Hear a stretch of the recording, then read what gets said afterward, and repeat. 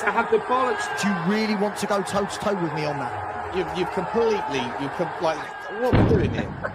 Levy isn't going anywhere. It's all down to timing, isn't it?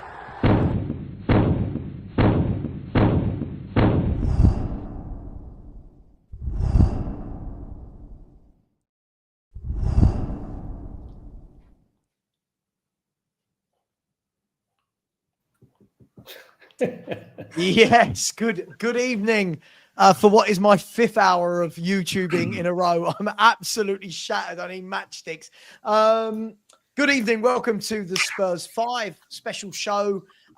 Post-match reaction. Tottenham Hotspur grabbing a point, luckily, away in Monaco. Let the meltdown begin. I'm already seeing the chat, guys. The meltdown is going to be monumental. It's a wobble. It's going to be absolutely crazy. We'll go through it. Good evening to Stel. Good evening to Lubo. Good evening to Johnny. I have no idea if Sean is joining. I don't know if he is. I don't know if he's not. But here we are. Hopefully you enjoy the show. Apologies if my voice is a bit croaky. 4 hours and doing a live stream on a watch along takes it out of you somewhat. Lads, I'll forget the pleasantries. Let's just go straight. Let's just get stuck in, right? Listen, guys. Frank out. Give your head a wobble. 2 defeats in 13 games, guys. Come on, bring it on. Let's have it. Right? Listen, undefeated in the Champions League. The first Spurs manager to be undefeated in the Premier League. Was it good? The hell, it was good. It was shocking. It was absolutely shocking, right? But let's be honest, guys. Okay, let's look at that.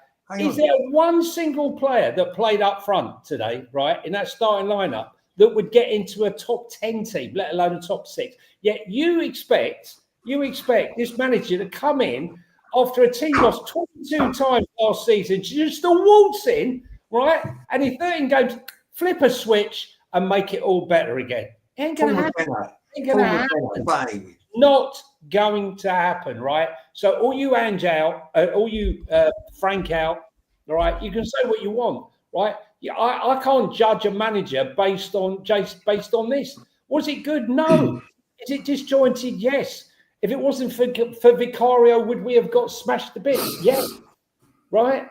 But we didn't lose. Look, there's so many things that are wrong, but we all know what they are. Well, right at the start of the season, how many of you have sat there and said, this attack's no good? And yet suddenly it's Thomas Frank's fault that the attack's no good, even though he didn't sign Odegaard, he didn't sign Tell, he didn't sign Richarlison, right? Didn't sign any of them, right?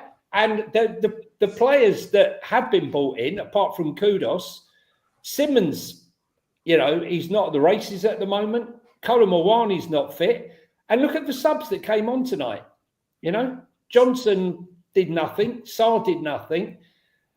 Look, you can sit there and you can pull it all apart, but I don't understand how you guys gave Ange Postecoglou 2 years. And let's be honest, right? Most of the people before the final thought there was no chance we were ever going to win it. We weren't going to beat Frankfurt. We weren't going to win in the final. And we're all ready to sack him and get him to get him gone. And then suddenly he pulls one off and all of a sudden he's the Messiah. I'll tell you how much of a Messiah he is. He's gone after 8 games, after 39 days. And you want to get rid of Frank after, 8 league games? You want to get rid of him. Unbelievable. You gave him 4 windows, spent 350 million, and you want to give this guy 1 window. I don't know what to say. I'm going to judge things based on what is done over a period of time, right? And Johnny's gone in hot tonight. Johnny has gone straight in off the bat, like without even questioning. Honestly, mate. Can I come in? Have you finished, Johnny? Can I come in? The trolls come. Okay. On, don't care. Okay. Now listen, you know me. I love interacting with everybody who's making comments. Jordan, he's got Lubo. We are shameless on Vicario. We'll win the war on him. Not much to add to that tonight, Jordan. There was one other here that I saw. Just regarding Frank. Oh yeah, John Kramer fan. We scored 104 goals last season, Johnny. Well, John, how many goals were scored by Son, Solanke, Madison, and Kulusevski? Take those 4 out. And Brennan Johnson. And Brennan Johnson. They've all gone. So they're all. Johnson's still at the club. Johnson hasn't gone, but he's gone. But yeah, if you he's on the bench. You lose those 4 players, I think you've lost around 70 goals. So, if for people looking at it, and I've just seen people talking about on other groups about, and let's get Ange back. Let's lose 26 games. Let's just get smashed every single week.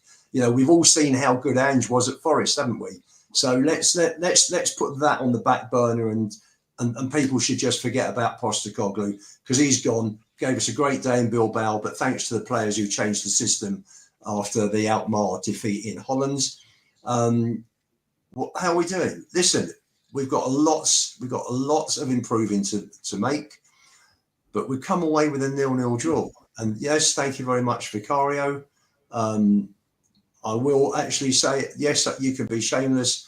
My boy had a very good game at left back today. I don't want to hear people saying Gray's not up to it. Kids come in, 19 years old, played left back in the Champions, got in the field and did okay as well. So, the future's okay with a few of these kids. Some are ready, some aren't. But we got a draw. At the end of the day, we came away with a draw, which is exactly the same result as Man City got 2 weeks ago. And Ian, was smashing the shit out of Guardiola 2 weeks ago. Saying, listen, Ian, ask them, right? I mean, 2 defeats in 13 games. And they want him sacked. Right? What would have happened if we'd been losing these games? Can you imagine?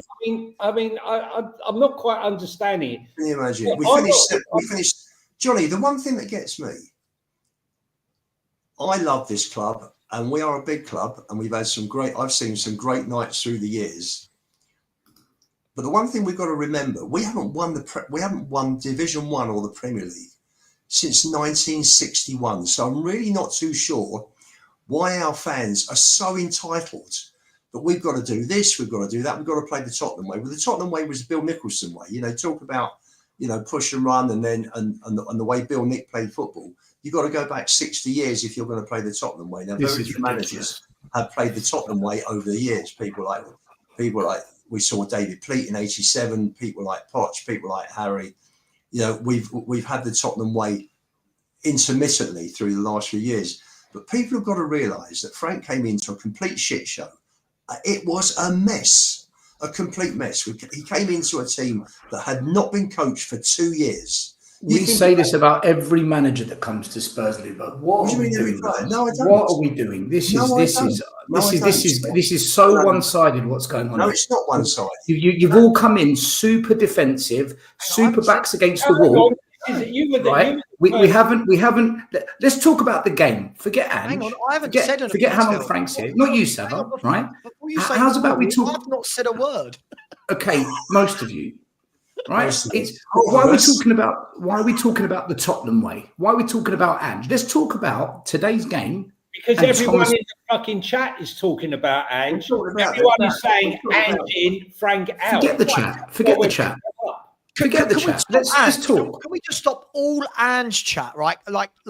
Let's talk about the game today and Frank and the players today, and then we can evolve forwards, right? Let's not talk about Ange. For me, this has nothing to do with Ange. He's gone. I'm glad. Let's go on, Stel.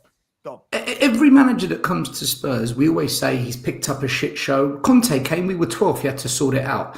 Ange came in, the club was in complete turmoil. There was grenades landing all over the place. Frank's come in and he's picked up a team that finished 17th. Every manager that comes to Spurs has come off the back of some kind of catastrophe or disaster. Even when Mourinho took over, he picked over a Tottenham Hotspur that was in freefall under Poch. So this is normal. There's no excuses for that. It's not normal. Let me just say my point, Johnny. Right? It's not the same though, is it? When did we last? No, it is the same. It happens to every manager, Johnny. Right? This is how I see it. All right. Let me tell you how I see it. You weren't here on Monday, all right?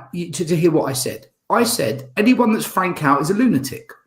You've got to give the man a year to size it up, suss it out, and then in the summer, he's got to stamp his authority and tell the board, keep those players, get rid of those ones, and we'll see what's what with Frank in the summer. But what is happening at the moment is, I think Frank, for some reason, he's reluctant to change certain things that need to be changed. I've been saying for a month now, stop playing with wingers every game as your only outlet of attack and with 3 across the top, because it doesn't work all the time. It simply doesn't.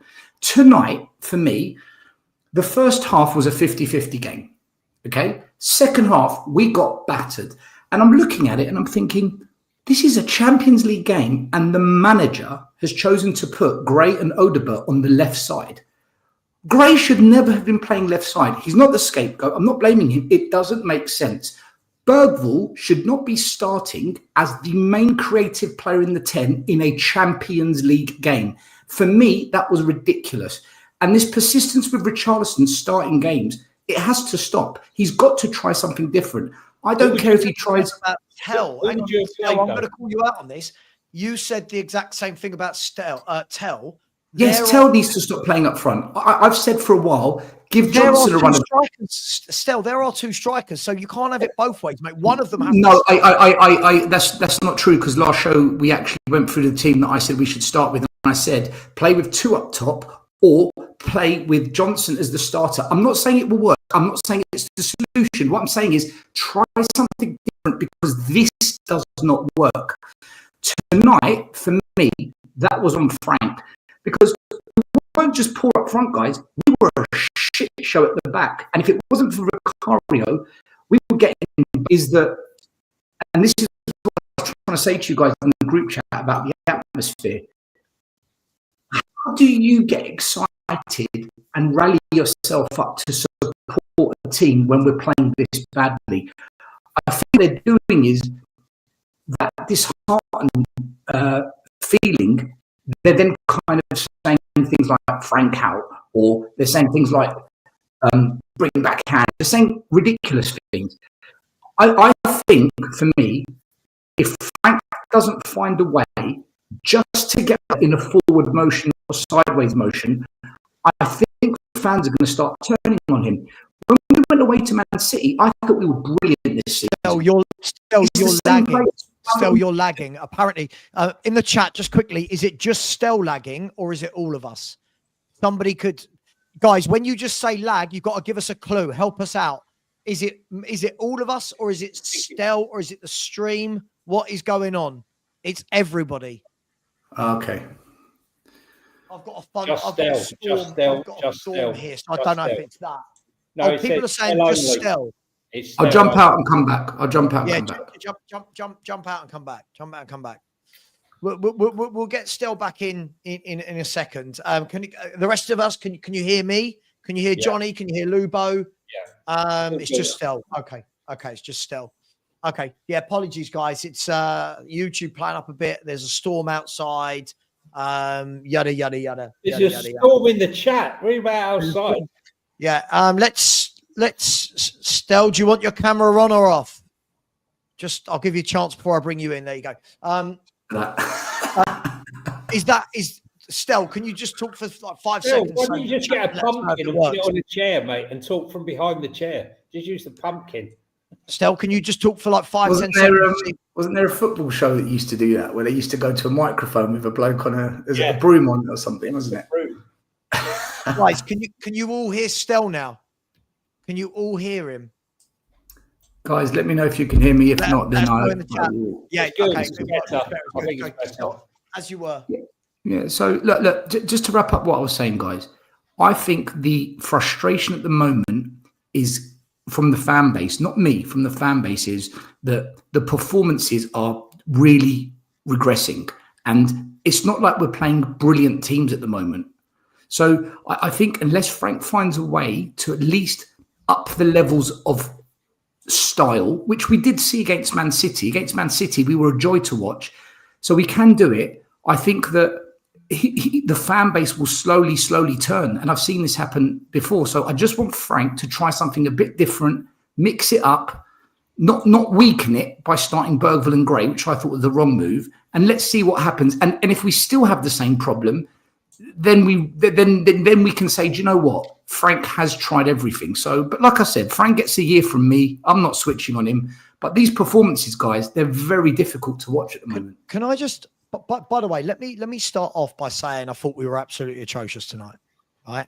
I can't hide that at all.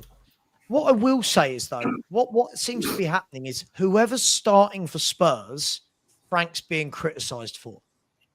Right? If he starts Tell, it's why is he starting Tell? If he starts Richie, it's why is he starting Richie? If he starts Bergvall, it's why is he starting Bergvall? Odegaard, great. This is our squad. I hate to break it to people. This is our squad, and we're playing every 3 or 4 days.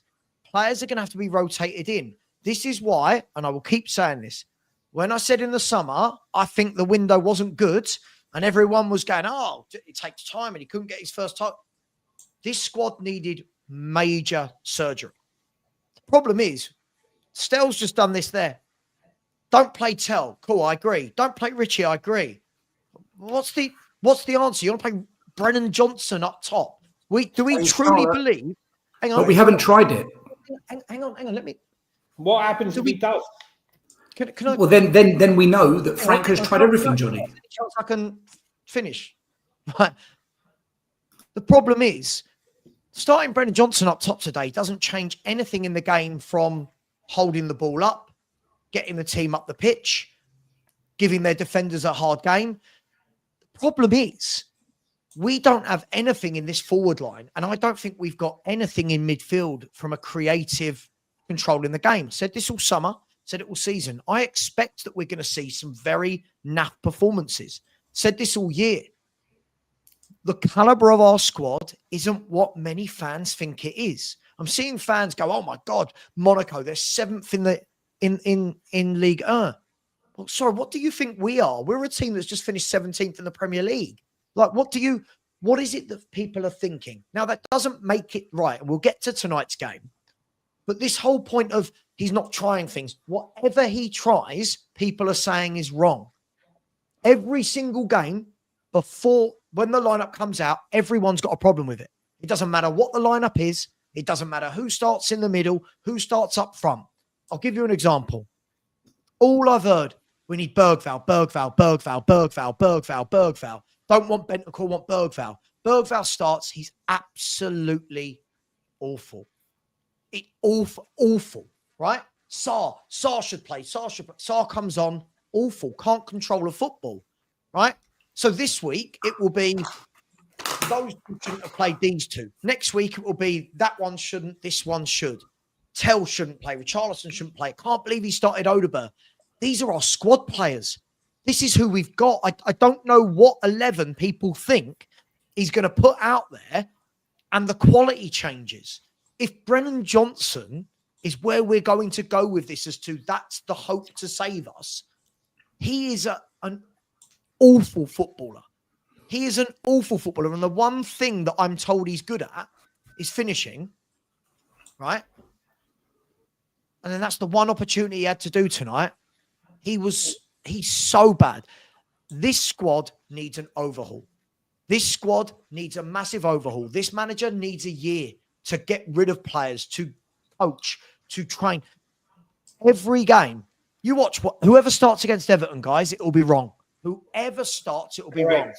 100%. Whoever starts. Stell's got a problem when it's Tell up front. Then he's got a problem when it's Richie. Then he's got a problem that Gray started tonight. Then there's a problem Bergvall started. Then there's a problem that's not true. That's not true. I've got a problem when that's not true. You're saying things that aren't true. That's not true. Still, we're in a WhatsApp group. Every time the 11 is picked, I see what everyone goes, that's wrong, that's wrong, that's wrong. What is the right 11? Can someone tell me? So basically, you want me to repeat everything I said on Monday.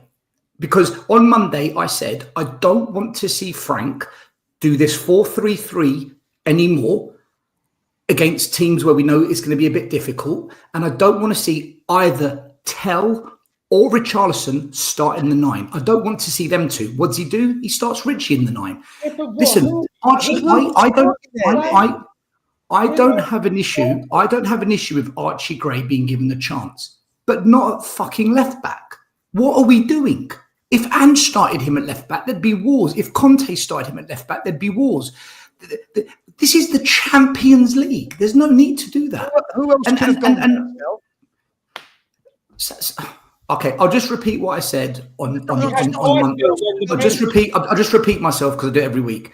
I want to see us in certain games go 3 at the back and not play so much with wingers as the only way to score and be more in the middle. Put Kudus and Simmons in the 10 together where they pivot into the 8-10 and go with either 1 or 2 up top. If it doesn't work and you try it for 2-3 weeks and it doesn't work, Sava, I'm happy to come on and acknowledge, do you know what? Fair play to Frank. He mixed it up. But we're doing the same thing every week. It doesn't work. You're saying... I'm going to call you out here. You're also the person that said, pick a left winger, stick with it, leave him out there for 4, 5, 10 games. Now that's changed to don't play the winger, play the 2. So which one is, this is what I mean. No. If we're going to play with a player out wide on the left side, stick with one is what I said. If he's going to do it, then stick with one. He did what you asked for. You said, yeah, but I'm not criticising that. I'm okay with that. But don't put Gray and Odobert on the left. Right. Don't put both on the left. Romero, without Cuti Romero, we win 26% of our games. When he plays, we make 50. We win 55% of our games. Right. The fact of the matter is, we're talking as if Monaco are a shit team. Right. They haven't been beaten at home since February. Right. No English team has beaten them. One English team has beaten them at home since 1961, and that was Arsenal 10 years ago, right? Liverpool have lost there. Chelsea have lost there. Villa have lost there. Barcelona have lost there, right? We're going as if, did we play well? No. Were we shit? Yes. But, we're making out like going to Monaco is a breeze. Johnny, why were we shit? Johnny, why were we shit in your opinion? How would you have played 3 at the back tonight? Who would have played at the back? Johnny, I want to ask Johnny a question. Why were we shit tonight, in your opinion? Why were we shit? Well, I think Cuti Romero, they are 7th, right? I'm just telling you facts. Whether they're 7th or not, stop with the history lesson. Johnny, forget the comments. I'm asking you a question. Why do you think tonight Spurs were shit? Because we were shit against Bodo Glimt as well. Don't tell me Bodo Glimt are a tough team to play against. Yes, what do you want to do? Get rid of the manager. What do you want to do? No, that's not the question I'm asking. I'm asking you, why do you think we're shit? Because the squad is not good enough. The squad is not good enough. I don't know how people. So why were we good against Brighton away? Good against Man City away? Why were we good against Leeds away then? If the squad's shit, we weren't brilliant against Leeds. We weren't brilliant against Leeds. We were good. We played well. We were good against Man City. Why? Because Man City came out to play. It's as simple as that. And they left holes. Yeah. But Cuti Romero. Monaco played with 3 at the back. They came out to play.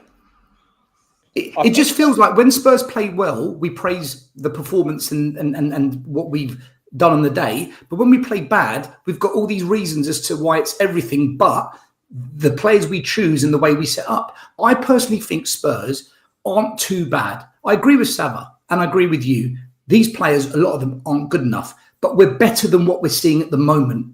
I don't think we are.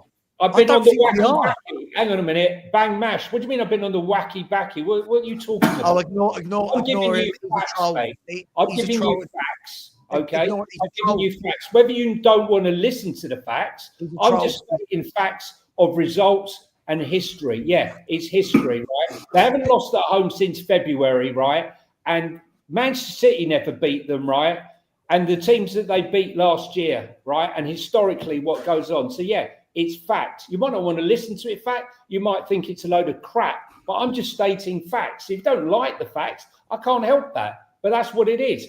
I've said we were crap, but all the people who want to get rid of Frank already, you need to give yourself your head a wobble. The squad isn't good enough, and we've got 2 defeats in 13 games. Is it perfect? No. It's miles from perfect. We're not saying that. We're not making excuses for a bad performance because it's bad. You can clearly see it. You can't defend the indefensible. Richarlison's been shocking. Tell's been shocking. Odobert had a better game in the first half, but then fizzled out in the second half. The midfield was overrun far too often tonight, and Danso was caught in no man's land more than once. Yeah, so No one can make excuses for that. Okay, Johnny, let me ask you a question, right? In fact, look, Sava, Lubo, Johnny, right? Because we're having a debate here. None of us here are Frank out. Okay, we're all give Frank time. All of us are on the same boat. Why is it when we went away to Man City, when we went away to Leeds, when we went away to Brighton second half, and even I would say for a fair part of the Aston Villa game, we look all right. We look like we're capable, and then there's other games where we play Bodo with the same players. We play Bournemouth. We play tonight against Monaco. We look absolutely shit. What? It's the same squad. So what are you putting your finger on? Because for me, I think Frank isn't adjusting it enough. That's what I think. I'll tell you why. Can I answer this, Sav? Still, yeah, go on. When you talk about the quality of players, the better players are the more consistent players. They're the players that are hitting the 7s and the 8s every single week. You know, I'll give you an example. We talked about Dyer and we talked about Davis, who would come in and they'd have a few good games and then they'd go off again. Why? Because they're not at that level. What about this squad? In this squad, you've got someone like Kudus, who is really good game in, game out. Paulinho is good game in, game out. There are other players still that play well, that have played well at certain times during the season, this season so far. And we're only 3 months in. We're not even 3 months in. Where are we? August 13th we started. Where are we now? 22nd of October. So we're 10 weeks into the season. So, and there are players that are doing okay in some games and are doing crap in others. And unfortunately, that is the difference. We have got an unbalanced side. We've got some very good players. We've got some very, very average players. And we've got an unbalanced squad. We are missing a 9. You know, we saw in small flashes, because he only came on, I think he came on after 70 minutes, didn't he, Kolo Muani? He looked much better today than he did against He held the ball up, eh? He held the ball up. Yeah. You know, if you're playing football, you know, there are people who say, "Oh, Frank's this, Frank's that." We see it in the comments, we see it in WhatsApp and Twitter groups.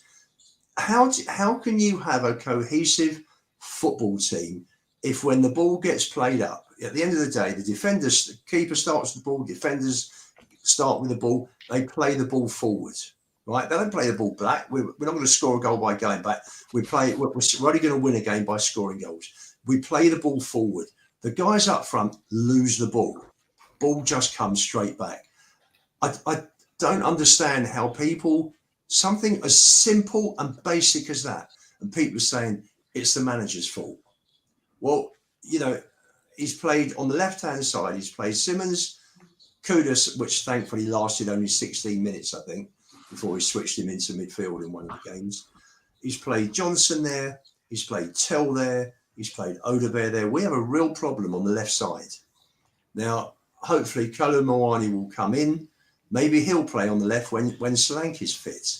Maybe you'll have Solanke down the middle and Kolo Muani on the left. And hopefully that will resolve a lot of the problems. And Solanke can hold the ball up a lot better than Richie and Tell. So all of a sudden, it's looking better. When Kulu comes back, he's got skill sets that are missing in the team at the moment. The squad will improve again. And hopefully Maddison will come back possibly for the last few weeks of this season, and we'll see that the nice reverse passes when he puts players in and creates danger, you know, and we'll see what we're missing with Maddison. We are missing an awful lot of players. Romero, we missed today. You saw, you know, we missed his passing through the lines. But the big problem is that you're not going to have a team that's going to play well if you've got a front line apart from Kudus, and he can't do it all on his own. If he got his teammates, who can't hold the ball up, can't link play, can't. But Lubo, aren't we the 3rd or 4th top scorers in the league? Hang on. Sorry, who are we talking about? Still, can I come in here? You said you're talking about the forwards, and I'm just saying, aren't we the 3rd or 4th top scorers in the league? Because the goals surely still you can't be doing it. Surely you see our no. What that says to me is there's a way of scoring where we can not necessarily depend on the forwards, right? So should we not play to those strengths until we get the forwards that we need at this club? Sure, but, I'm not criticising, I'm asking the question. As I said to you the other day, your answer to me is purely play someone up front if they can score a goal, i.e. Johnson. The problem is your all-round play as a football club, as a football team, if the ball is just bouncing back at the regularity it does because we have crap centre forwards, straight away you're going to be under pressure every single game. Now listen, I would say this. Everyone talks a good game about giving a manager time, but then they don't. Everyone talks this great game about, oh, I'll give him time, I'll judge him, but you don't. It's a lie. You don't. Not just you, loads of people. This manager, no, I've given him a year, Frank. Sav, I've given him a year. I'm not angry. I'm not shouty. Well, no one's saying you're being shouty. You don't have to be shouty to not be doing it. The thing is here. No, but have I ever said Frank out? Hang on. We all knew whether or not, and I agree with you, managers join when there's a shit show and there's something. Most of the time you join a club when it's in free fall or something bad's happened. Yeah, that's fair for most football clubs. And that's fair for Frank. Frank's picked up a squad that finished where they did, lost how many games they did, and couldn't stop losing games. Why do we all think that in the space of 3 months or 2 months or whatever we've had, that we're just going to suddenly look good? Lubo, you and I had this chat in the summer, and we said, and people laughed at us. People laughed at us, Lubo, and said we were negative. Said this is going to be so up and down with performances because the squad is average. We didn't buy what we needed. And this manager is going to have to rotate because we have got a game every 3 or 4 days in the Champions League, Premier League, League Cup, FA Cup. When it actually gets to that stage, no one's there for the patience. When it gets to that stage that you have to rotate and you see squad players, when it gets to the stage that you need the manager to have time to build, develop and grow, no one wants to be there for that to happen. We go so early. Now, let me give you an example, right? All of these people, all I see now every day in my shows and all shows, I should have got Iriola, should have got Glasner, should have got this person. Let's have a look at these managers, shall we? Right? If you look at Mikel Arteta right now, top of the league, how long did it take Mikel Arteta to get that team going? Right? It's all well and good now that they're battering teams like Atletico Madrid, right? And they're top of the league. How long did it take him to get going? Years. Now, I'm not saying we should wait years, right? Years, right? Look at Glasner, who's the flavour of the month. Glasner, at the beginning of last season, didn't win a Premier League game for 9 games. Let me ask you this question, lads. How patient would our fans have been going 9 games at the beginning of the season without a win? They would all be saying, Glasner out, Glasner out, Glasner out. Right? Iriola, the first 10 games at Bournemouth, Iriola didn't win a game of football.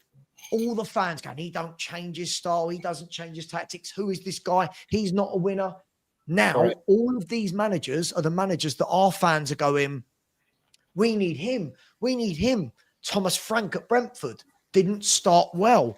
We have zero patience, right?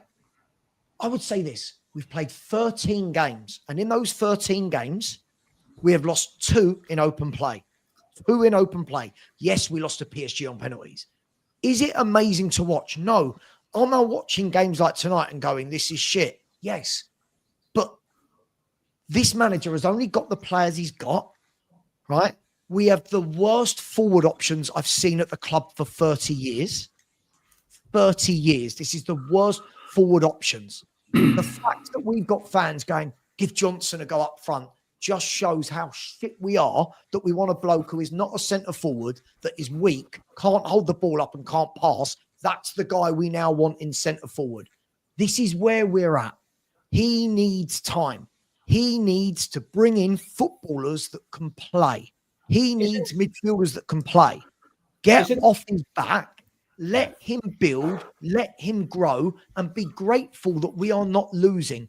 All of these games last year, we would be losing. 100%.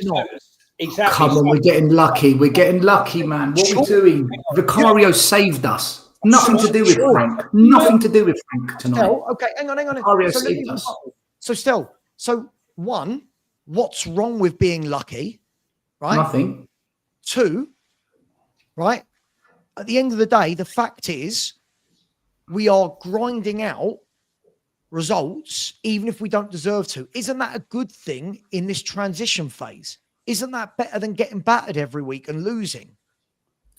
No, because what's happening at the moment is we know that the losses are going to come like this. What's happening is, But look, you keep saying Sava, that, they're not. You keep saying that, and they're not. Can I just say, right? Basically, what do you mean? We lost to Aston Villa last game. What are you chatting about? We've lost. What are you chatting about? We've lost 2 in 13. We're not, and we just lost the game before this one, and we should have lost tonight. We've lost 2 in 13. But you said they're not. We literally just did a couple of days ago. No. Oh, hang on. Yes, we lost to Villa. We did. Hang on. This is the same manager. Hang on a second, right? This is the same manager that you're supporting and you wanted to stay. Who said with a squad that had all of the goals, Son, Maddison, Kulu, and all the rest of them, Johnson, right? Yeah. Who said we don't have a squad that's good enough to compete in more than one competition. So I have to give up the Premier League. I can only concentrate on the Cup. Yeah. Now, I agree. with all those players gone, now, we're supposed to, suddenly we're in the Champions League, not the Europa League, right? And we're not playing Elfsborg, and we're not playing some other shitpot team, yet we're supposed to suddenly be performing in all of these competitions with those players missing. And for the people who are telling me I'm talking crap about Monaco, Monaco's last defeat at home was in the Champions League playoffs against Benfica, where they lost 1-0, February the 12th. Go and check it out. I know what I'm talking about. I'm not going to come on here and say something if it's not true. But that's what I'm saying. How did he say that this squad isn't good enough to compete in four? Okay, Johnny. Okay. Look. Now suddenly it's meant to. No. You're not listening to what I'm saying. You're looking for something to jump on because you disagree with me, which is fair enough. So I'm going to push back on it. I have said always, no manager at this club, and it includes Frank, has ever had a squad to compete on all 4 fronts. I totally agree with you. However, there are certain decisions he's currently making that are on him, and it's got nothing to do with not having the squad. I'll give you one example. Mate Pape Sarr this season, when he's started, look at the results. We've won, okay? For no reason whatsoever, okay? He's been dropped completely from this squad from starting. Now, I'm not saying he's the answer, but when we can see there is some challenges in midfield, we need something a bit different. Why has he been ostracized? Because he can't play. When Sava, he got off to a good start this season, and the games he played, we won. So Sava, your answer to everything is he's shit. No, but we've got to try something different. But still, this is the thing, right? If you're watching Pape Sarr and thinking that he's better in that midfield than Bentancur can pass the ball. He can keep it moving. Pape Sarr is somebody that breaks up play. Pape Sarr is someone you throw on. He runs about. He's an athlete. He gets stuck in. But when he's got the ball at his feet, everything dies. Every move dies on Sava, him. when he played this season, in the games he's played, we've won, and he did okay. I'm not saying that he's the best. I've not said any of these players, even Brennan Johnson is the. I'm not saying Johnson is great or Pape Sarr is great. What midfield would you play then? To play Sarr, what midfield are you playing to play Sarr? Sava, it depends. It depends who we're playing against. Just answer the question. You just said no, because it's not black or white. It's not black or white, Sava. There's certain games, depending who we're playing against, or certain moments in the game where I say, right, this isn't working. Change it. And I believe Pape Sarr is one example. Look, we could play Pape Sarr. He could play the next 4 games, Sava, and the same thing happens. Okay, and then again, like I said, I will be here and I will say, Frank tried it. It didn't work. But what I'm trying to point out is, at the moment, it feels like Frank, it's rinse, repeat. Whereas at the start of the season, Frank was a lot more flexible. Whereas now he seems to become rigid. I think Frank's become rigid. He's become a bit more rigid. I don't know why, because that's not his nature. That's not the kind of coach he is. This team selection today was very different to Aston Villa. So when we're saying rinse repeat, he's not doing the same. I'm talking about the style of play, the way we go about the game, Sava, the formation. That's what I'm talking about. But whatever formation we play, we haven't got the players that fans want to see that can pass through the lines and that can play high tempo. We haven't got the forward because we keep doing this 4-3-3, right? If you take Mohamed Kudus off the wing, we don't know how to score a goal. We don't know what to do. We've got to find a different passage of play. Those are the options he's got still. But Sava, when the current method isn't working, change it. Lubo even said this on Monday. Lubo, you agree with me, surely? I think we need to change the three at the back. The problem in every game. No, some games. Would you have gone three at the back tonight? With no Cuti Romero, you'd have gone. No, that was the point I was getting to, Johnny. Yeah. So when these guys will go to three at the back, who's playing at centre half tonight? Who's playing at wing back tonight? He did it last season. He was quite good for one game. Who's Jed Spence last season did it for one game. So who played wing back? The problem is. Can I get an answer to the question? Let's not do this. Let's get answers to questions. I just gave you an answer. So Van der Ven, Danzo, Spence. Van der Ven, Danzo, and Spence. So who playing wing back in that system? We're not playing with out and out wing backs.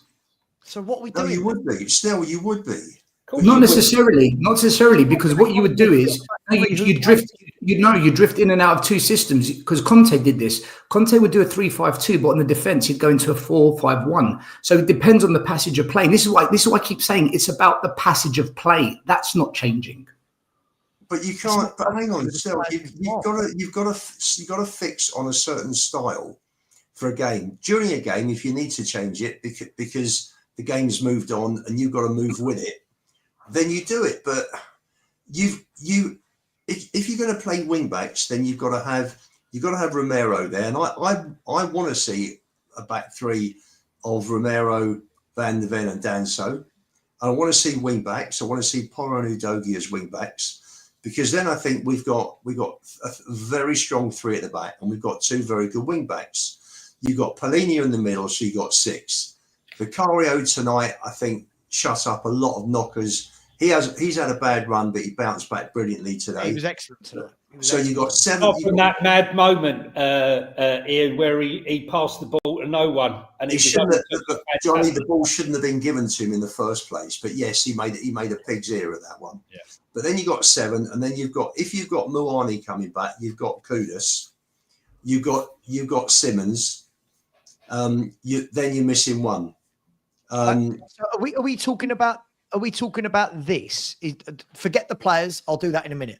Are you talking about this as a formation? I'm talking about three. You could play 3-4-1-2 or 3-4-2-1 or a 3-5-2. What I find really interesting is all these formations where people are suddenly wanting to play two up top when we've acknowledged we haven't even got one good striker at the club, but now we want to play two. I find that quite funny. Because the current way doesn't work, Sava. That's why, because the current way doesn't work. I agree. So what we're saying is instead of playing one bad striker, we want to play two bad strikers on the pitch. Okay, Sava. All right, let me ask you this question. Would you carry on doing what we're doing then? I would say that against top teams, I would go to three at the back with wing backs. I would say against top teams away from home, I might do that. I would say at home, I don't want to see a back three at home, if I'm brutally honest. Okay, what about Monaco? Are they a top team? Johnny said they haven't lost at home against an English team in many years, so surely we go three at the back. 10 years. 2015 was the last time they lost at home. So they're a good team. We should have gone three at the back tonight, based on what you said. No, I said against top teams. I don't think Monaco are. Yeah, but Johnny's told us they're a top team because they've not lost to an English side in 10 years. They haven't lost at home. They haven't lost at home since February, when that was 1-0. Well, there you go. Can I finish my answer? No, I wouldn't play back threes against teams like Monaco. Just because Monaco have got a very good home record. They've got a very good home record against English clubs as well. But for me, I think the moment you do that, problem I think you've got is I think you take Kudus away from what he's good at. I really do. And I think you leave yourself really wide open in midfield. I think you leave yourself really, really wide open in midfield, for me. Plus, tonight, we didn't have 3 centre-backs that could have played. Okay, but our midfield got ripped anyway tonight, not playing free at the back. So this is the point I'm saying. So when you see a game like tonight where we're just getting completely outdone, do you not think that we just need to structurally change it to at least get some kind of control, some stability? Because honestly, those last 25 minutes, it was painful, man. I can't believe they didn't score. And I'm glad they didn't, because obviously I'm a Spurs fan. I don't want to lose. But don't you think we should have structurally changed it? Sure. But I think the problem that we've got still, and you alluded to this at the beginning of the season, and you weren't wrong about this, is we don't have the players to do this in every 3 or 4 days. This is the problem. We don't have the squad to do this every 3 or 4 days. I've said this a million times still. I don't think we've got a single midfielder at this football club that can control a game. We have not got a single midfielder that when things are getting tight, when there's a lot of pressure, can put his foot on the ball and say, calm down. No one at this football club can do that. This is why, and I'm not saying you've said this still, I know you haven't. This is why when everyone's been crying for the last however many games, I wouldn't play Bentancur, I play Bergvall, I play Sarr. These players give the ball away and give the ball away and give the ball away and give the ball away. And all we're doing is putting pressure back on our midfield because no one can put their foot on the ball and say, you know what, calm, stop, calm. This is the squad we've built.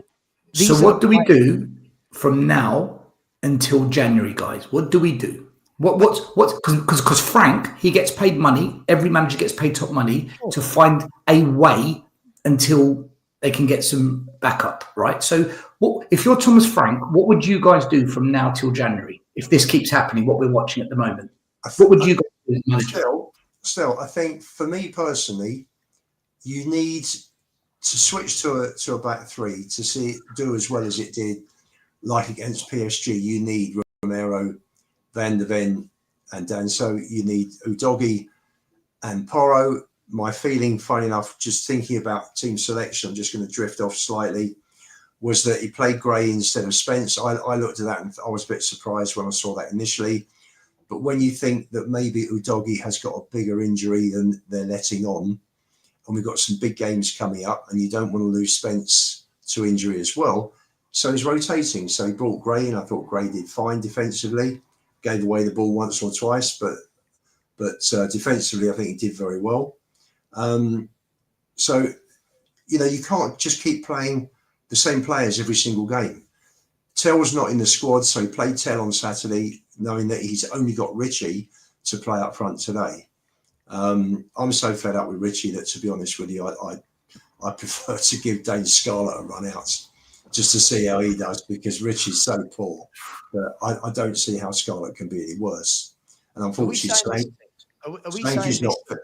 Slanky's not fit. Moani's not fit. I think Moani will be by far and away our best centre forward once he is up to speed fitness wise. It's a problem because the squad is short. What we're going to do between now and Jan, I think we're going to dig out results. I think we're going to probably have quite a few draws. But you know what? When you look at our fans want exciting football. Our fans want to go to football and enjoy it the way we did in that last season at the Lane when you had Delhi playing behind Kane and Son. We're miles away from that. We are miles away, exactly. We'd rather have exciting losses, given all these people would rather, underhand, it would have been exciting. Yeah, it would have been exciting. We would have lost 4-1. But how exciting would it have been?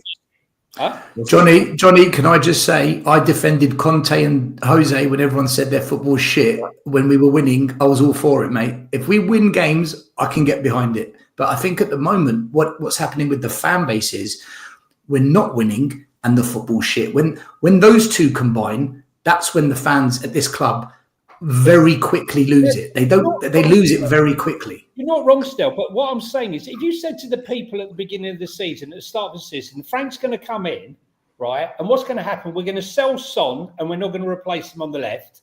We're going to take out Kulu's goals. We're going to take that was criminal. Goals. That was criminal. Take out all of that, And then what we're going to do, we're going to start the season like that, having finished 17th last year, having lost 22 games. How far? I mean, what person? I mean, at the beginning of the season, I'm hearing we'll be lucky to be mid-table with this squad. We'll be lucky to, and now all of a sudden we've lost 2 games in 13, and we're in dead trouble, right? The guy's just come in. He said categorically, before I do anything, I have to try and build a defence, because we have no defence. We have got the wrong defensive capacity. Did it show tonight? No. It looked like we were Swiss cheese tonight. I take that categorically. It was a mess tonight.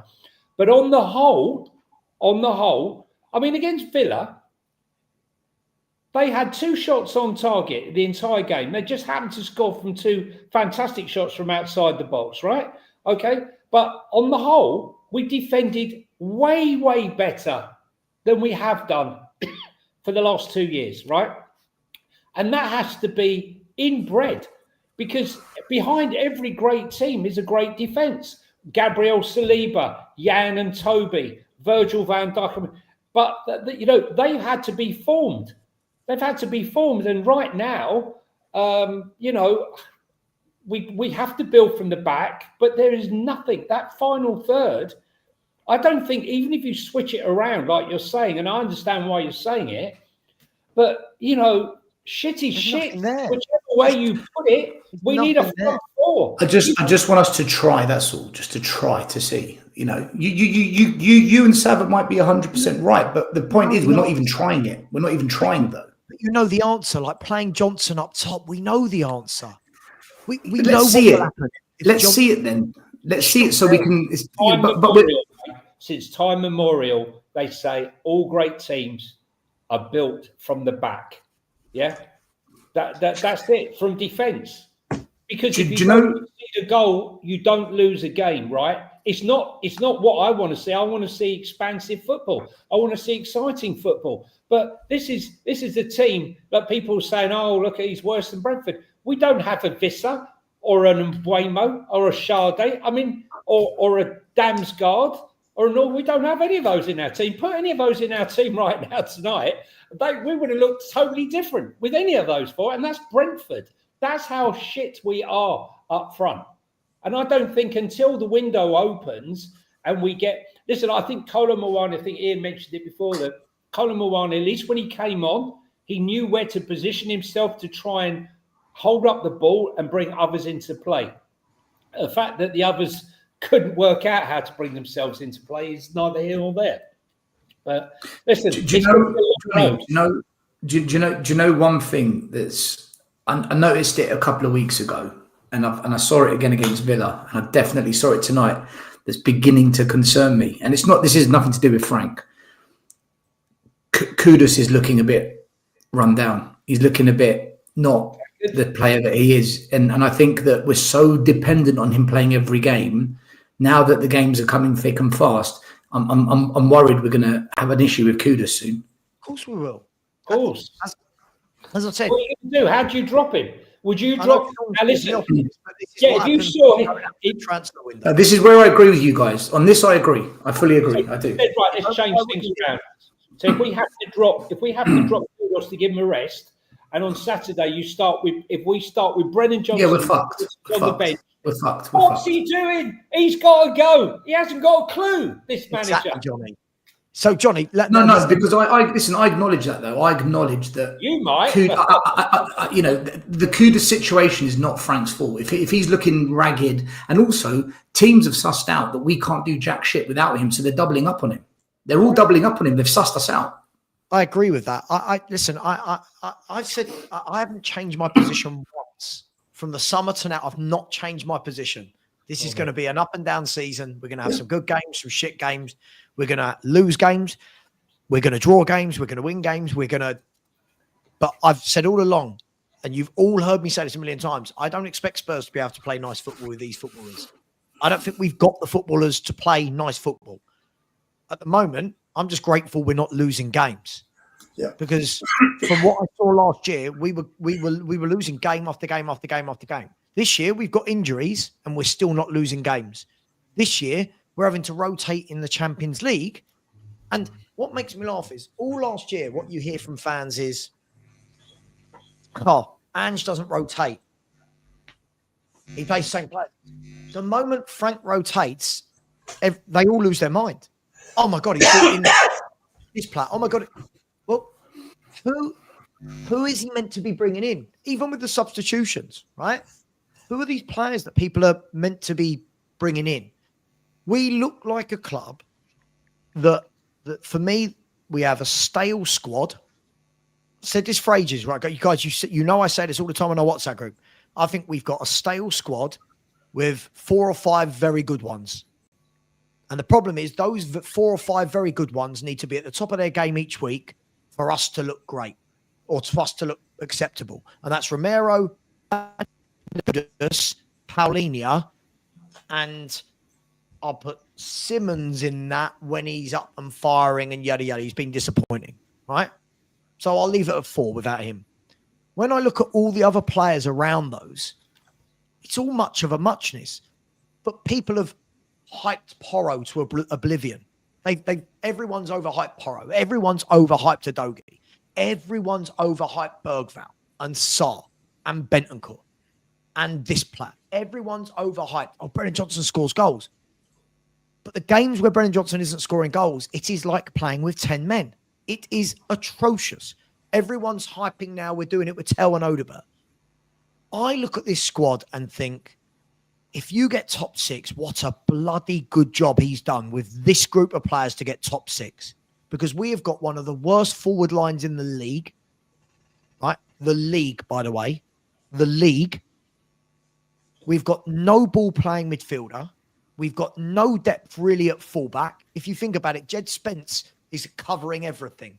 Because, again, we did not do what we needed to. And every fan in this fan base was sitting there praising, this is our best window for years. Sava's negative for calling it out. We spent hardly any money in the summer, got 2 loans, right? Panic bought Xavi Simmons because the Eze deal fell through. Panic bought Mawani because Solanke got injured. But we all think that's a great window and look at our squad. This squad is weak. This squad is weak, right? And until we all wake up to that, I think what this manager is getting out of this team, whether we're lucky or not, yes, it's been very lucky, but we're not losing many games. And I'd rather that than being shit and losing every week. But by the way, we could go second on Sunday. Just to get a little bit of perspective out there, we are 1 point off the top 8 in the Champions League table with Copenhagen at home. And we could go second on Sunday in the Premier League, give or take other results. I feel like everyone needs to just take a little bit of their foot off the gas and realise that this guy's taken over a team that were fucking shocking. And all of this, we want a cup, we want a cup. We won a cup, right? We had a good cup run. But this team was dreadful for 18 months. Dreadful. And we expect that this manager comes in, light switch, Dana, look how good we are. Give him some time. This is not a good squad. Give him time. Give him some money. Stop giving him Tel and Odegaard. Stop giving him Bergvall and Sarr. Stop giving him these players. Give him some proper footballers and let's see what happens. But this fan base, I'll call it out right now. How pathetic are we that we get a draw away in the Champions League and our fans ultimately go, manager out, manager out, manager out. Did they want Pep out? Pep Guardiola just went there and conceded 2 goals and got a point. Yeah. Right? Pep Guardiola just went there with Man City squad. Liverpool have lost 4 of their last 5. 4 of their last 5. Imagine what we would be doing if Frank lost 4 out of 5. There needs to be some perspective. 100%. We can't change the 11 every game. We can't have a different formation every time a fan thinks of one, right? There needs to be some stability. No, but he can change the formation when it's working on when it's failing on a consistent basis, though. That's the bit, isn't it? If in the next 2-3 games he tries a different style, a different way, then I think. Sorry, but when you're saying it's failing, what if we end this weekend in second in the Premier League? Has that meant it's, No, I'm going by where we are today.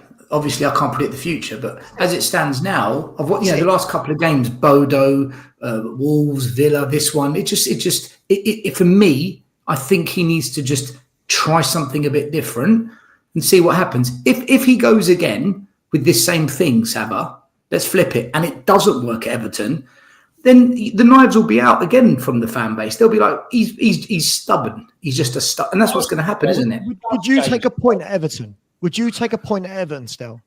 On Monday night, I said the next 10 games, I predict 2 wins. No. And Monaco was one of them. Monaco was one of them. Right. And what did I predict for Monaco? I don't think we'll beat Everton, but I don't think we'll lose. I think it's a draw. I think it's a draw. What did I predict for both Monaco and Everton? I can't remember. I remember you saying draw for Monaco. I remember you saying Monaco draw. Yeah. 2 draws. Yeah. Because do you know what? I don't know where our arrogance comes from. I'm not saying you, Stel. I don't know. Yeah, I get it. I don't know where our arrogance comes from that we just expect to rock up to Monaco and beat them, right? I've seen fans now going, well, he has to beat Everton. Everton away. We think... Everton are unbeaten at home, are they not, Sava? They're unbeaten at home? They're unbeaten at home?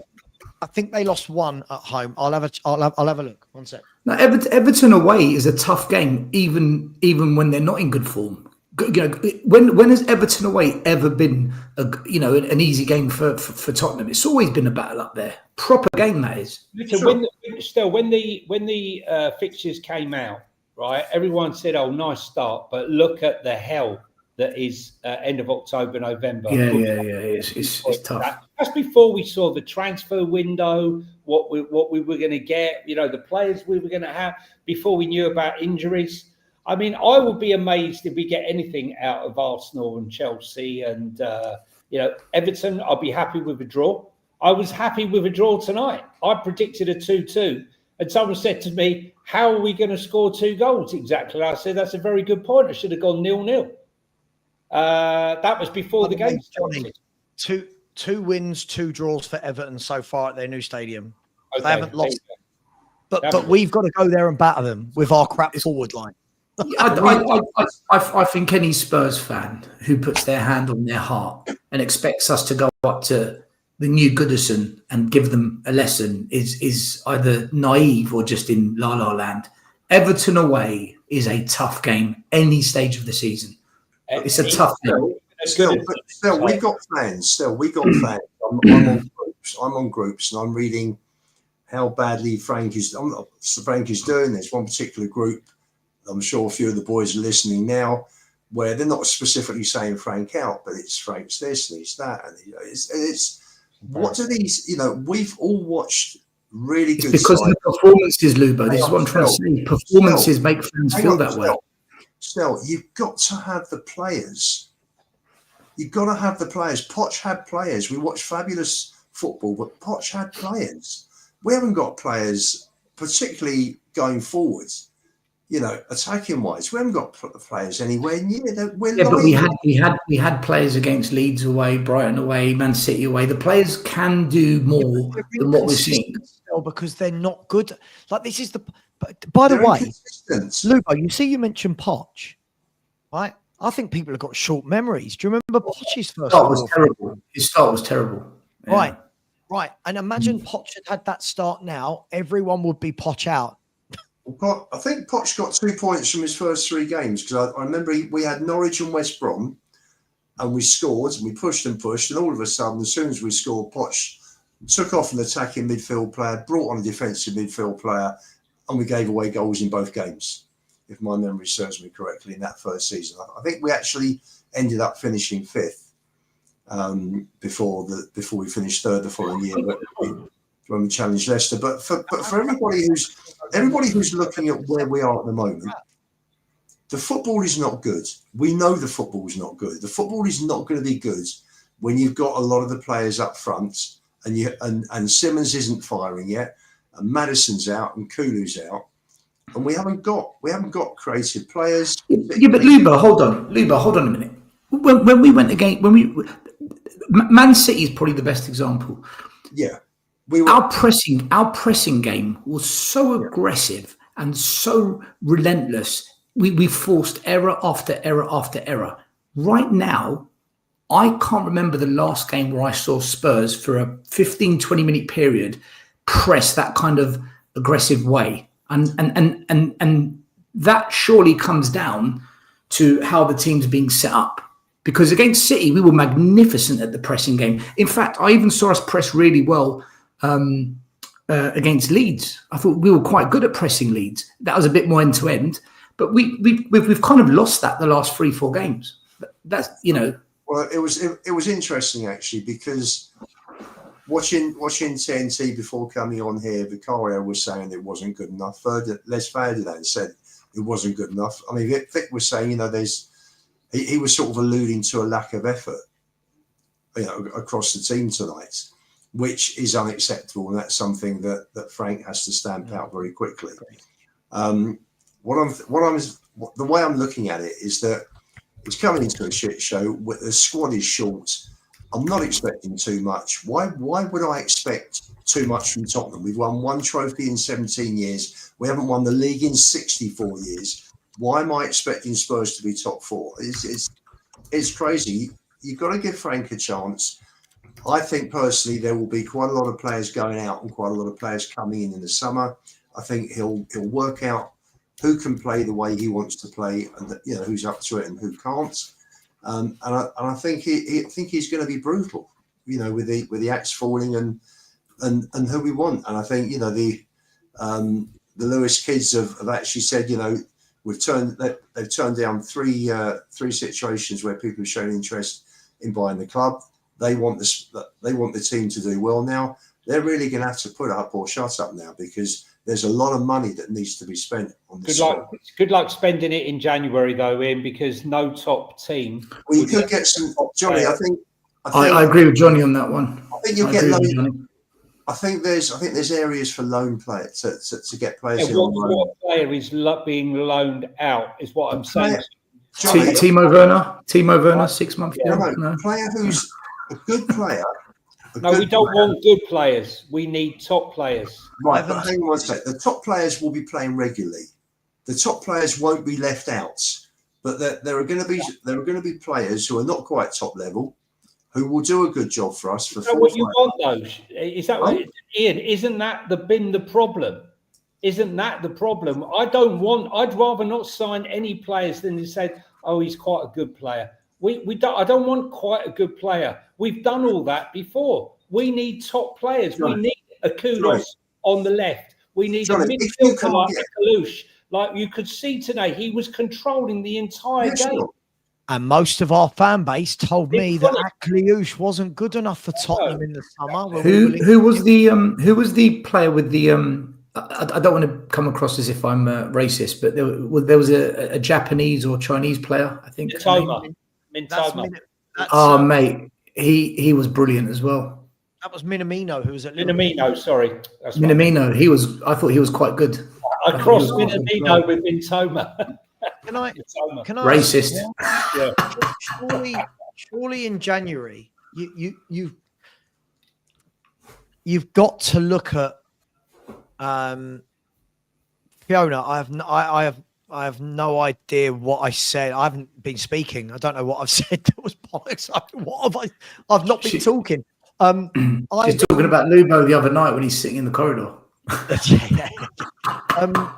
But for me, in January, in January, I think you've got to be looking at, can we get in somebody like an Ivan Toney on loan to get us through to the end of the season? Because this squad is so desperate for a bloke who can hold the ball up front. It is unreal. I'm so jealous of watching these other football teams put the ball into their centre forward and he controls it, right? And every player we play into up front is dreadful. I mean, Moani was better at it when he came on, but you can see a bit of a difference though, because at least he sort of brought others in. They couldn't read it. I mean, I wanted Lookman, but Lookman's fallen out with the ball, and he played today, but he was dragged off after 63 minutes, and they couldn't score a goal. Now, is that mentality, or has he gone off the boil? But you know, he's probably a player you could potentially get on loan on the left, in January potentially. But this is the point. We need to if Enoch, I mean, look, we all agree on this. We all agree we need better. This is why I was so pissed off in January when people said, "Oh, if you can't get your main target, you wait." Who is that? Who is it we were waiting for? Like, it's ridiculous. We need to be smart. Yeah, it's a tough window. Yeah, I don't expect that you're going to go and get a Moani, Semenyo. I reckon he'll end up at Liverpool, by the way, right? But be smart. Who are the good loans? What about a Ruben Neves? Somebody who puts his foot on the ball in midfield and controls the game, right? When did we last have a player, Sava, that was a conductor, the magician? Right. This is what I said. Dembele, Modric. I went through a list of about 6 or 7 today on my show as to who Spurs should look at as that ball-playing footballer. Right? We looked at all of their data to see the difference between their passing ability and our current lot. And Johnny, it was so embarrassing. I got all of our midfielders up and looked at all of their passing over the years compared to it's terrible. We haven't got a conductor. And I'll tell you a little player I would take a punt on. Right? Someone like Yao Gomez of Wolves.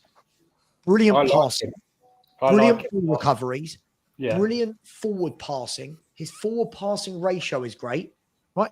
Players like that, Stiller, a player like Stiller, a player like that, a player like Locatelli, who says, "Give me the ball, I will dictate the tempo of the game," right? We don't have anyone like that. We have a bunch of I'm going to say it, I'm so sorry, right? There are so many players in this Spurs midfield who are just, everything is a rush. Everything with all of them is a rush. You look at Bergvall today. Everything is it's a mad rush. There's no composure, no passing, right? You look at Basuma's the same, Sarr's the same, Bentancur's the opposite. He's so slow. We need a ball-playing midfielder. We need a centre forward who can hold on to the ball. We need a left winger. Yeah. And that's just a start. That's just a start. This squad needs a revamp.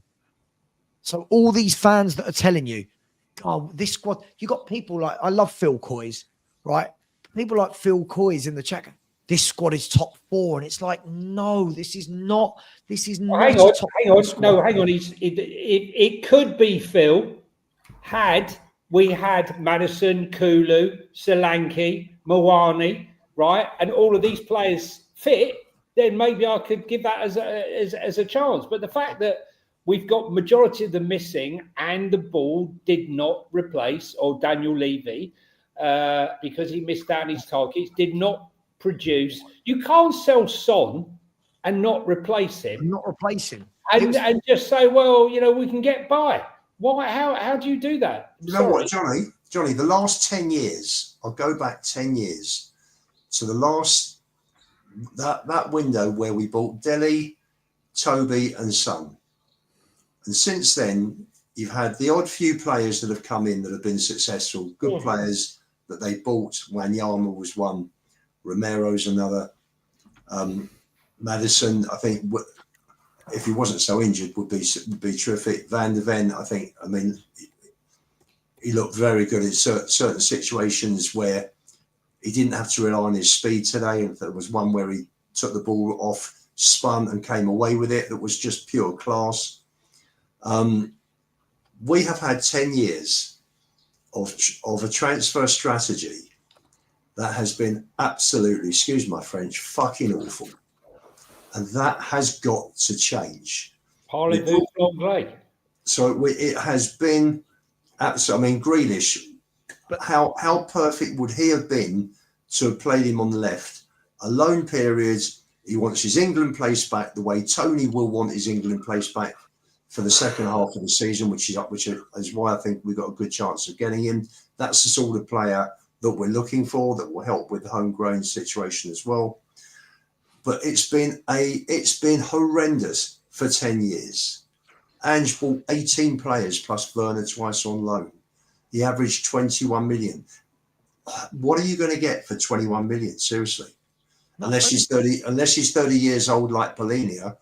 If, you spent 55 on Kudus, you spent 50 million on Simmons. You look at the money. Can we talk about Xavi Simmons, by the way? Okay, but I'm just wrapping up on the transfer window situation still. The squad is short, and it doesn't become short overnight. It's been going downhill since Poch's team started downhill. You meant short as in, okay. Yeah, and we're light. We are light on the ground. Squad-wise, we're light on the ground in the first 11. And when people are looking at, well, Frank should be doing this, Frank should be doing that, I've got to tell you something. We haven't played. We played well in a few games. We played poorly, mainly. We haven't played well in Europe this season. All 3 games have not been particularly good. Don't think we had a shot on goal against Villarreal, did we? I think we had one with Bergvall after about 70 minutes. Bodo, we came good the last 20 minutes. Apart from that, it was a shit show. Tonight, we got lucky. Miramino didn't have his shooting boots on, and Vicario was superb. So we haven't played well there. Doncaster, forget. In the league's been a real mixture. So when you look at it and you've got, well, why do we play well against City and maybe not against Wolves? Because you've got certain players who are not of the level that play well in some games and don't play well in the others. And that's why they're not at the top level of players like Polinia and Kudus, who turn it on week after week after week. And that's the level of player that we need. And we don't have too many of those in the squad. So you're going to get results that are up and down. Frank can only do so much. He can't turn water into wine, unfortunately. He's certainly not, he's not a magician. He's a coach. What he's done in 11 weeks is he's got us organised. He's got us structured. There are some games where you do get carved open. That's going to happen in football. You can't be tight and perfect and organised week in, week out, 90 minutes every single week. It doesn't happen. But by and large, he's brought an order to the club, an organisation and a structure and a discipline. At the end of last season, Bilbao was fantastic, but I go home and away. I watch most matches, and I just really wasn't looking forward to seeing the way we were carved open the last 2 years, because it's been horrendous. So this year, the football has been underwhelming in terms of, if you're looking for entertainment. But to build the team up again, we're going to go through some tough times. But if you're drawing rather than losing, is that not better? No one wants to. Are people not happy with that? You come away with immediately. It's not going to happen. We've been poor tonight. We've come away with a 0-0 draw away from home in the Champions League. And let's face it, this team was 17th. No other team in the Champions League finished 17th in their league last season. None of them. And we are in a terrible position in the league. We are 2 points off second place. I mean, you've got every reason to be in a panic here. I mean, but Johnny, this is a mid-table squad at the moment. This isn't a squad that's We're overachieving here. We are overachieving, and people should look at that and think, do you know what? We've apart from Kudus, we've got nothing up front. We've got no one that can from in midfield that can play balls through lines, that's clever, that plays those cute passes. We've lost those with Madison. We've lost Madison, Kulu's son, and Solanke's goals. I'm at an absolute loss to know what people expect. We're not in a great position. We're really not. Yet we're unbeaten in the Champions League. We're through to Newcastle next week in the Carabao, and we're 6th in the league. So, and yes, we've been lucky. We could have been beaten in several of these games if clubs had their strikers had their shooting boots on, but we haven't, and we've got the results. And do you know what? As Luton, that's the fear. That's the fear, because again, I'm not speaking as an individual. I'm speaking in terms of how I observe our fan base. Fans look at the performances. They say we're getting lucky we're not being beaten, and what follows is inevitably a run of losses. So I think, yes, you're right. We always want to draw instead of lose, but when the performances are bad in the draws and they're consecutive, fans fear what's coming next, isn't it? That's the emotion of it. Sure, but why are we so entitled that we expect to be up near the top of the league with free-flowing football? We've had owners that haven't given a shit for 25 years. 25 years. What, seriously, with no drive, no intensity, no passion, no desire to go and win the league, to be up there with the top, just to make a profit? No, I'm not talking about being up there at the top. I'm saying just the performances to be better. Still, this is a big club. What do they build that stadium? games in. Oh, yeah, but 13. Still, what do they Yeah, but build? you tell that to fans that are paying 50 to 100 quid a ticket for a match day, who are travelling around Europe spending hundreds of pounds. When people part with money, they want something in return. And when they're paying top dollar, they're not getting it. Naturally, fans are going to say, fuck this. It's normal, isn't it? It's just natural behaviour. Those fans need to engage their mature part of their brain and realise that we're in a transition period, right? Like, surely. But Sava, I don't understand. They're all nuts. Look, no Son, not replaced. No Kulu, right? No Maddison and no Solanke. How many goals is that? How many goals was that? That was 99 out. I think it was. Yeah, but then Lubo, we spent 50 million on Kudus, 50 million on Xavi Simons, and Kudus has scored what, 1 or 2 goals? Xavi Simons looks completely lost at the moment. Hang on a second, right? How many goals? How many goals did we just throw that out the window? And 91 GA. 91 GA, right? Then we got someone that scored 19 goals who's sitting on the bench.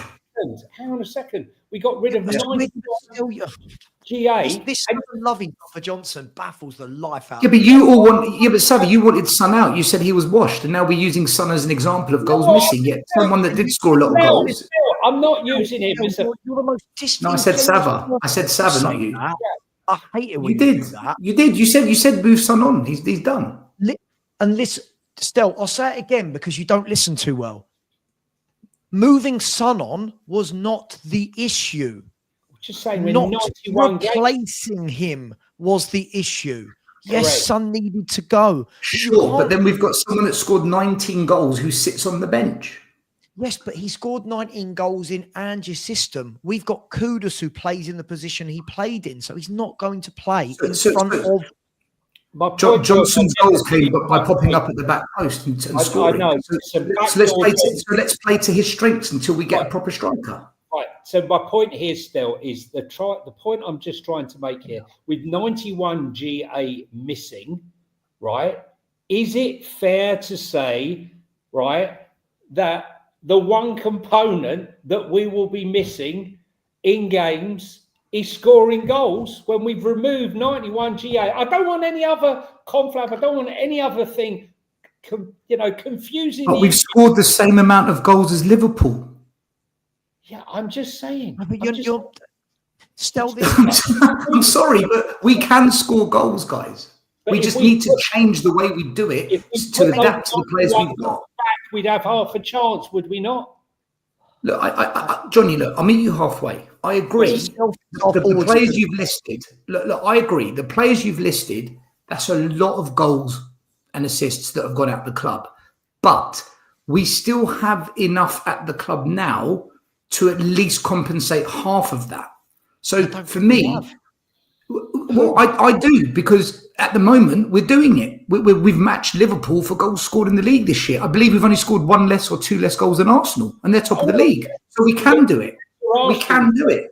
The fans are asking for exciting football. I want exciting football. My point that's a different conversation. That's a different conversation.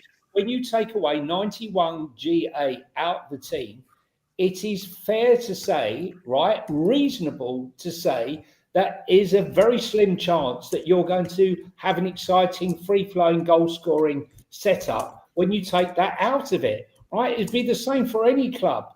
You know, if Manchester United lost Sesko, Bruno Fernandes, Cunha, and all of them, and they lost all of those players, and they lost 91 GA, they wouldn't be scoring any goals. They'd be saying they're shocking. All I'm saying is that even though we've had that 91 and we don't have a left winger and we don't have all the components that we need, I just think that we have to bear this in mind when we're judging Frank as having, saying he's shit. How do you replace 91 GA with nothing? You can't. And so you have to put square pegs in round holes, which is why we're looking at a very disjointed team that looks like is made out of Swiss cheese, at times. It's okay, Johnny, let me ask you this, right? If we've lost all those goals, do you think it's wise to put last year's top goal scorer on the bench pretty much every week?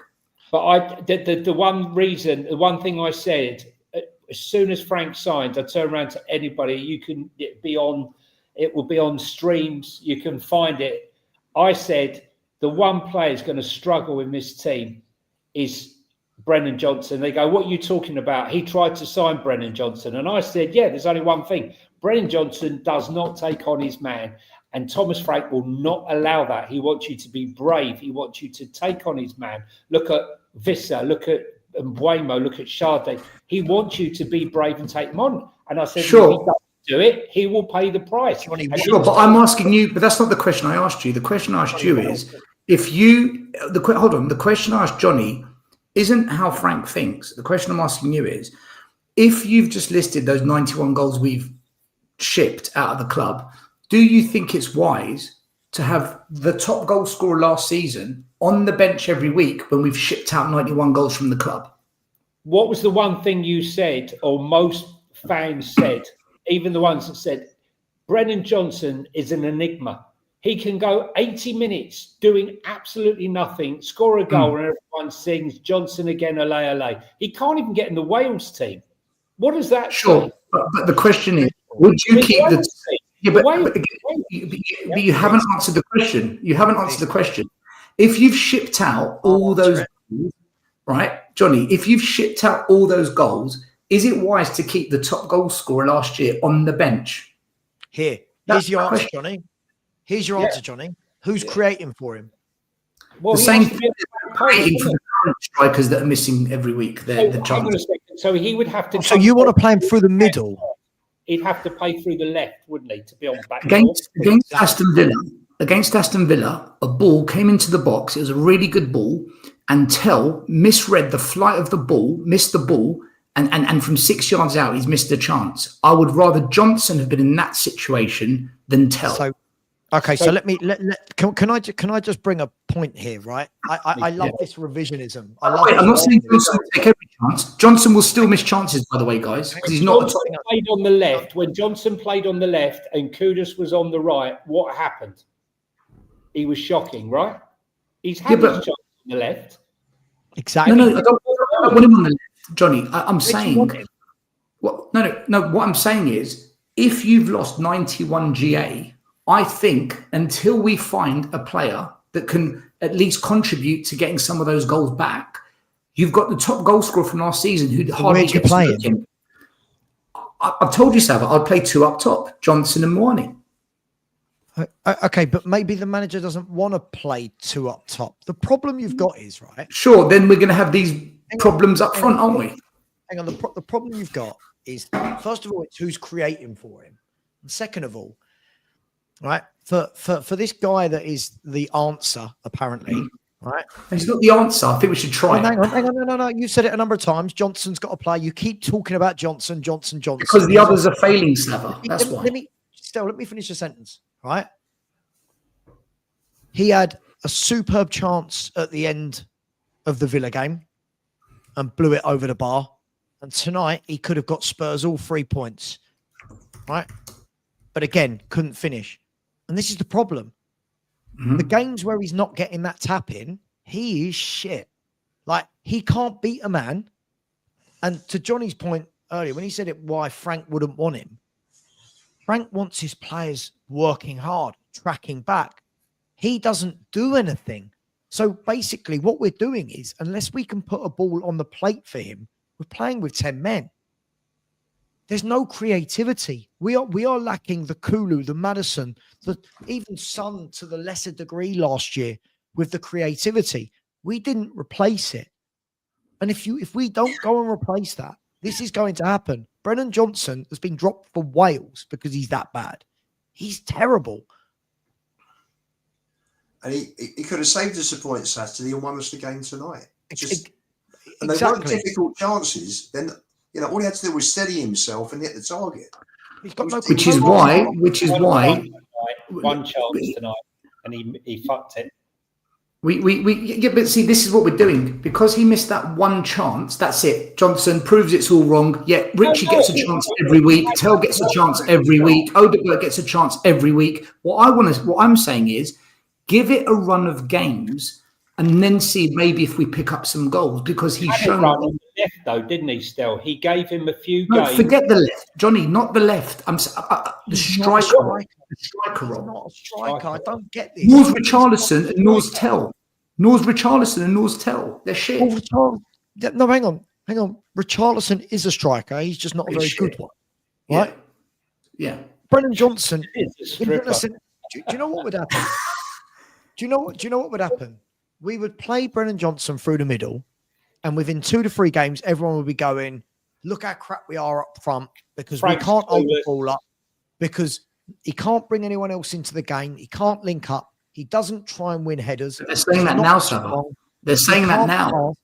Right. They're saying it now. Sure, but you're just replacing shit with shit. No, we're trying something different. Hang on. Brennan Johnson scored his goals last year by floating in from the right, being left unattended and tapping in. Now, I'm not knocking that, but now he can't do that because we've got Mohamed Kudus on the right-hand side. Everyone's assuming that if he plays through the middle, he's going to have the same effect, but that wasn't where he was scoring his goals from. His goals were coming from him ghosting in. We will be like playing with 10 men if Brennan Johnson plays, and then Frank will be cussed again. Frank will be absolutely berated again for playing Brennan Johnson up top. He's getting berated now, Saba, playing with Richie and Tell. Right, so I don't want to go and do the same thing and play another shit centre forward up there.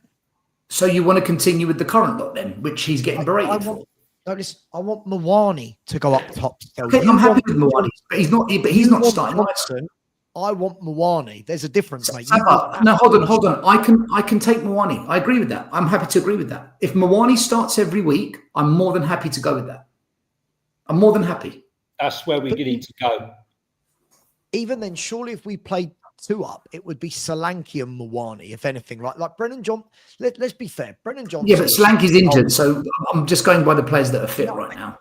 But I get it. But do you know what, guys? And we'll wrap up the show in a minute, right? But guys, this is everything I was worried about. This is everything I was fucking worried about in the summer.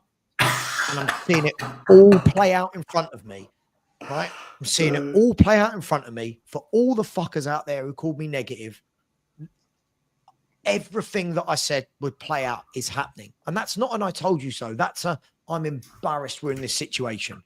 I said every game, before, during, and after the games, we're going to be having this discussion. Who plays left? Who plays attacking midfield? Who plays up front? Because we didn't fucking buy what we needed, right? This could have all been very, very easily avoidable by buying what we need. If we had gone and bought a Lookman or whoever on the left, Akalouche, whoever, we would be sitting probably top of the table right now. But we didn't. We didn't buy what we needed. And now look at us. Look at all of us, whether we agree with each other, listen to ourselves, guys. Take a minute. Listen to the shit we're talking about. Who should play out of Richie and Savage? You know what? And Odegaard and Johnson. This is embarrassing. Savage, do you know what? I disagree a little bit here. Do you know?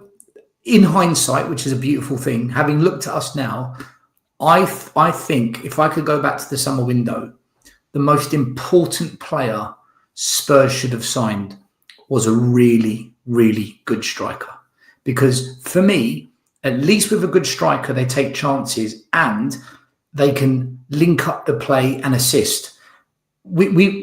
I feel a striker is the most important player that we need at Tottenham right now. I genuinely think we are lacking so much. Still, what? Yeah, I know. But if you said to me, striker, left winger, number 8, I think I would take a striker now.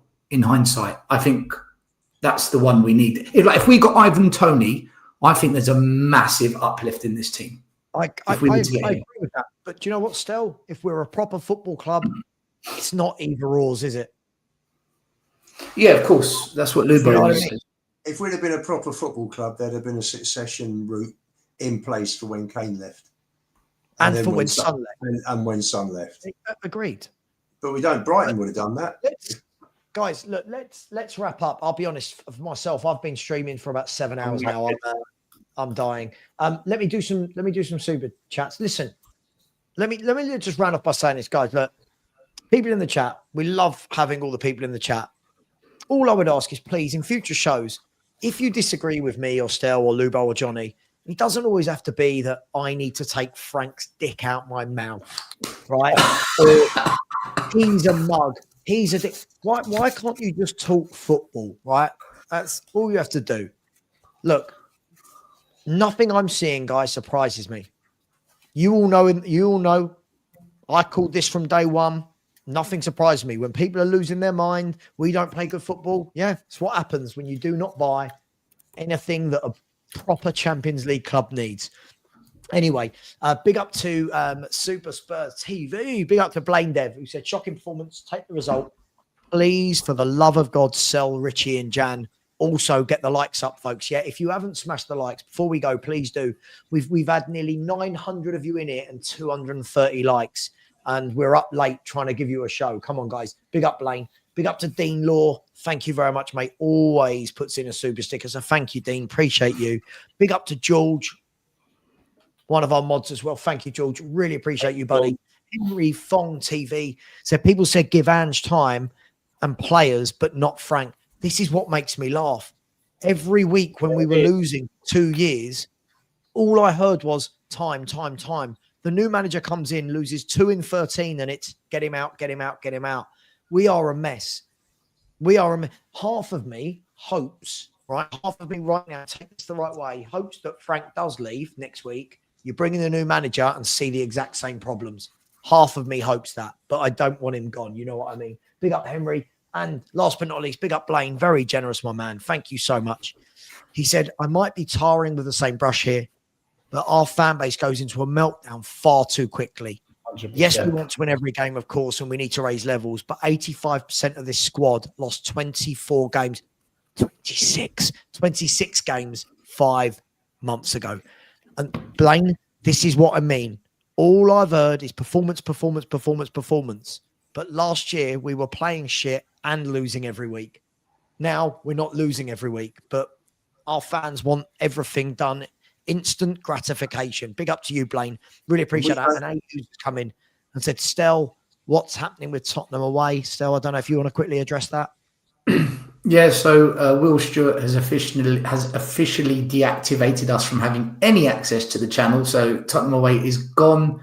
I doubt we're going to reboot it because a lot of the guys have lost heart after what's happened. So as it stands, I think that's that. The Spurs Five is here. The Spurs Five is here, yeah, of course. I mean, look, I do miss Tottenham away. I get messages all the time. I wish you guys would get back together. Look, maybe we will, but as it stands, it doesn't look likely. I just want to add 2 things to what Sava said. Number one, don't be Frank out. Give it a year. Let's see where we're at in the summer. And number 2, people in the chat were saying you didn't chat about Xavi Simons. We've got a show tomorrow night. I promise you we'll cover it tomorrow. We'll discuss Xavi Simons tomorrow night.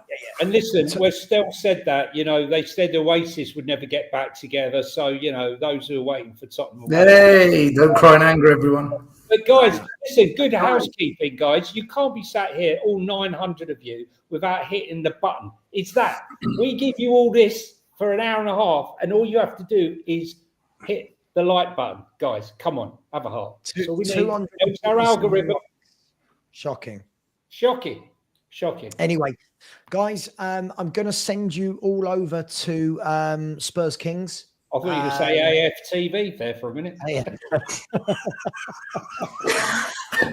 That They've would got have their been own good. issues going on at the moment, Johnny. I'm not getting involved in their issues. Listen, as Stel said, we are live tomorrow night. We'll be able to actually a bit calmer, look at the players, look at what happened, and look forward to Everton away. So, listen, Johnny, much love. Lubo, Stel, big up. Great football conversations as always. Guys and girls in the chat, I won't be live in the morning for my normal morning show. I've got to be in the city of London. But take care. Much love. Spurs 5 raid when you get over to the Spurs Kings. And as always, come on. You Spurs. Spurs. Hit that Leave it like out. button, guys.